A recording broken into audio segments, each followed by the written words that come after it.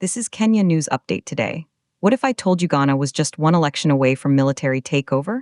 Coming up, you'll discover how a single vote saved an entire democracy from collapse and why this should terrify every African nation. Meet Sulemana Braimah, Executive Director of the Media Foundation for West Africa, a man who watched his country teeter on the brink. For months, economic hardship and widespread disillusionment had eroded public trust. But here's the twist. The president himself had to beg the military not to intervene. And then, something shocking happened. Braimah reveals Ghana was edging dangerously close to a governance and democratic crisis before the 2024 elections.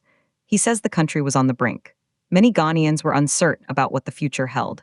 The economic downturn, loss of public confidence, and deteriorating living conditions had combined to weaken faith in state institutions.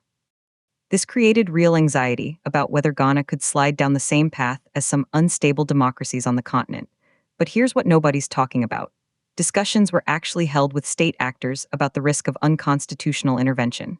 At some point when the Sadi was so bad, the president himself had to make a public appeal to our military not to think about intervening. Then opposition candidate John Dramani Mahama also made similar calls. Can you imagine?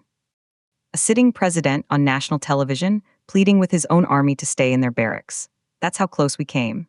Here's the part that will blow your mind. The 2024 elections, which returned Mahama to power, didn't just change leadership. They literally pulled the nation back from the cliff. In the interest of stability and the continuity of our Fourth Republic, what happened by way of the 2024 elections perhaps got us to be stable as a country. The election results reflected the mood of the electorate and underscored the importance of democratic processes in resolving national crises.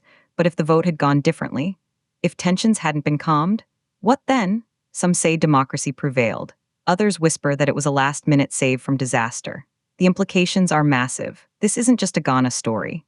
It's a warning for every nation where economic pain meets political frustration. The controversy is clear. Was this a triumph of the ballot box, or a terrifying revelation of how fragile our systems really are? We're left with one burning question. If an election can stabilize a country, what happens when people stop believing elections work at all? Do you think Ghana's democracy is now safe, or was this just a temporary fix? Drop your take in the comments. Subscribe to Kenya News Update today for more breaking news that connects the dots across our continent.